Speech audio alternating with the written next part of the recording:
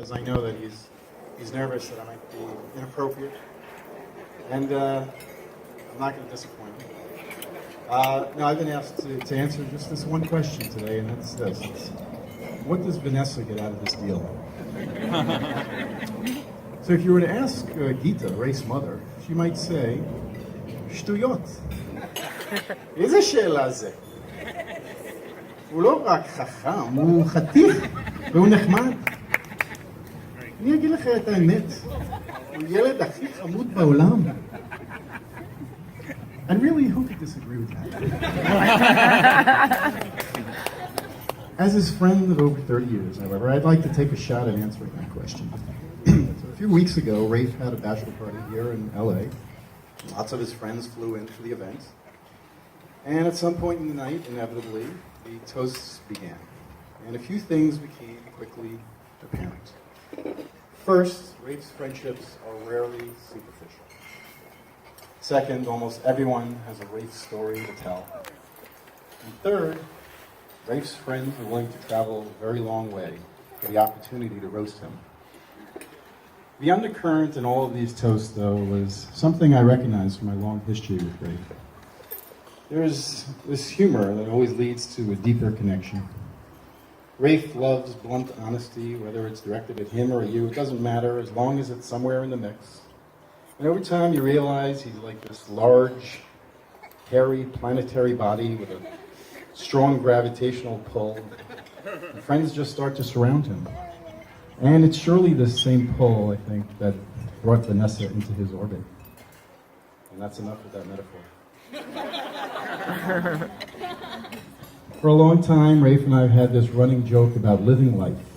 He'd tell me he's moving to Los Angeles, and I'd say, really? And he'd say, yeah, Jess, it's called living life. You should try it sometime. Or I'd say, Raph, I'm having twins. Really? Yes, Raph, it's an East Coast thing. It's something we call living life out here. So on and so on. You get the joke. Well, my beautiful friend, you found yourself an incredible, beautiful, smart woman to spend your life with, and all I'd like to say to you now is, here's to living life, l'chaim.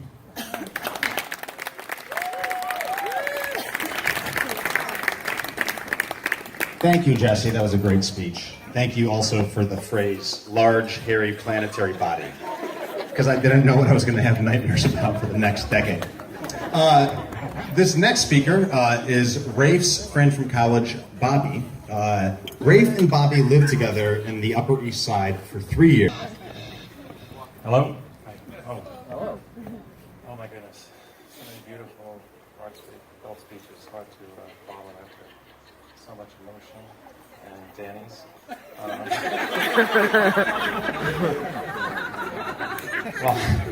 Just have a date. Okay. I can barely see. I'd like to start by telling a story about enduring friendship and sneakers. I'd like to start by telling a story about enduring friendship and sneakers. The endurance needed for this great friendship that has lasted decades with Raph and a bunch of these guys. Well, it's the same endurance that I know Raph and Vanessa will bring to this beautiful relationship. I've gotten to know Vanessa and her loving and caring nature. And I also see her strength and capacity for endurance.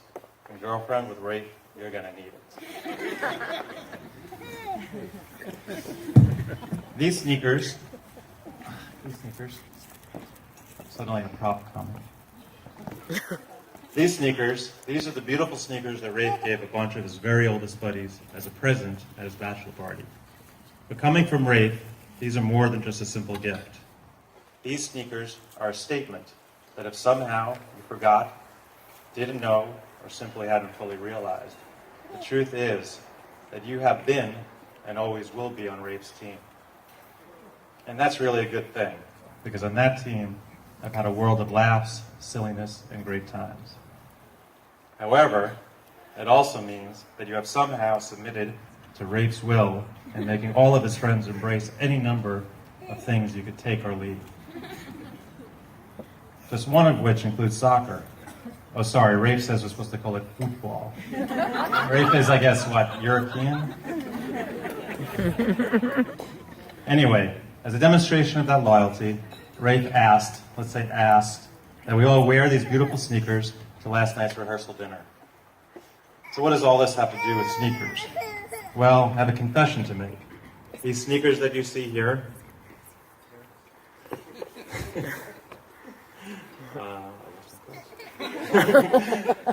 hard to work with props. These sneakers that you see here, that represent both Raph's loyalty to his friends and the loyalty he asks of us, these very sneakers are not the same sneakers Raph gave me. The sneakers that Raph personalized with the nickname that he called me, and for some reason I called him, are not these. Those sneakers I lost almost immediately when I left them in the rental car at LAX after the bachelor party. Now, I'm a lifelong runner, so I have my own relationship with sneakers and endurance. I've also had more bad dreams than I can count, where I've lost sneakers just before a race was about to start. A better psychologist might easily understand the angst associated with wanting to be fully in something you love, but suddenly losing the object that would allow you to do so.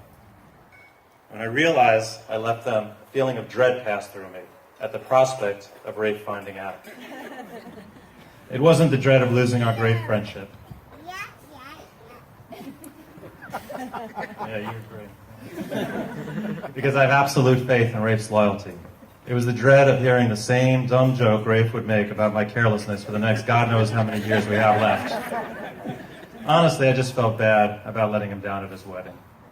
So I endured weeks of working the phones with Enterprise Rent-A-Car. They kept assuring me that they took lost items very seriously, and it was unlikely that any of their employees would keep the sneakers for themselves. I figured there was hope. After all, how many guys in Los Angeles could want a new pair of soccer sneakers with the nickname Poppy in them? After several weeks, hopelessness set in, and Enterprise seemed to be losing their own endurance for my calls. Finally, they convinced me to give up with the help of 2 days of free car rentals at any of the locations. Resigned to the loss, I decided to replace the sneakers, hoping Raph would never find out. The Adidas store is just 2 blocks from my office, so I took a walk up there, and a nice sales guy who got a laugh from the story helped me figure out the details to create a perfect replica. Lush blue color, suede material, gold Adidas emblem, nickname Poppy on the insole, perfect. Just as he was about to place the order, his computer went down. No worries, he said. Just give me your phone and I'll do it on there. He fired it off quickly. Back in my office 15 minutes later, I looked at the email confirmation and all details were perfect.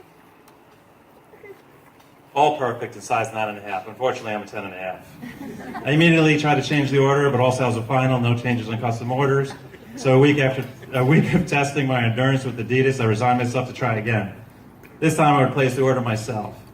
I compulsively checked and rechecked the order and finally clicked to buy. So here I am with the perfect replica of the sneakers that arrived just 2 days ago, and Raph would never find out. Well, apparently I ordered them in leather and not suede.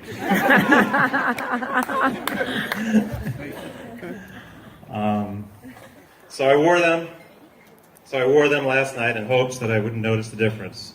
I mean, seriously, how often do you look at another man's shoes? Do you get that reference?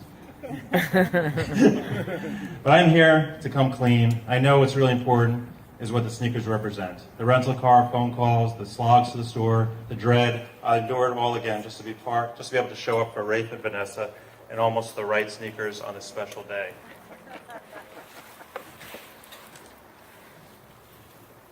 Raph, you deserve nothing but the best, and tonight you got it. Vanessa is beautiful, intelligent, and accomplished with a great sense of adventure. Most importantly, she knows exactly how to care for you. Vanessa, I'm so glad that Raph found you, and when the endurance is tested, when Raph is driving you crazy, and the other way around, just remember that you both just want each other to love what each other loves, and that comes from the very best parts of yourself. So that's my toast. Cheers. I love you guys.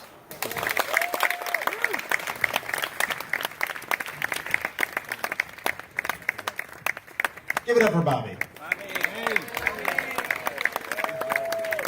The next speaker up is Vanessa's friend, Amy. Amy is in town from New York, but she is moving to Los Angeles